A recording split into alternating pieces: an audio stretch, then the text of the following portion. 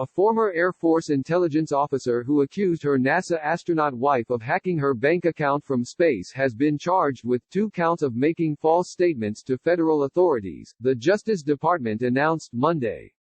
A Houston federal grand jury returned the 2-count indictment against Summer Worden, of Wichita, Kansas, in late February. Last year, Worden, 44, accused her estranged wife, Ann McClain, of accessing her bank account from aboard the International Space Station.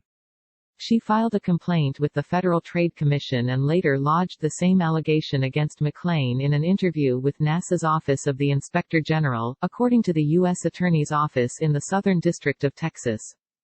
Worden said she had opened a new account in September 2018 and reset her login credentials in order to prevent McClain from accessing her accounts, but the indictment against her alleges she opened the account in April 2018 and did not change her login credentials until January 2019.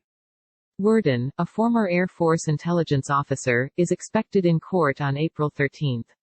She faces up to 5 years in prison on each count and a possible $250,000 maximum fine, according to the Justice Department. She said Monday that she accidentally gave investigators the wrong date of the bank account opening, but later corrected the information, the New York Times reported. "I didn't misrepresent anything," Worden said. Worden and McClain were in the midst of a divorce and custody battle over a 6-year-old son when Worden made the allegations about the account. Worden said she had given evidence to my attorneys that she did access my bank accounts, and that her attorneys had written to the NASA Office of Inspector General in July to report the breach. McClain, a West Point graduate who became a commissioned Army officer before joining NASA in 2013, was scheduled to be a part of the first all-female spacewalk scheduled for March 2019, but the mission was scrapped when the International Space Station did not have enough spacesuits in the right size for 2 women, which NASA was heavily criticized for.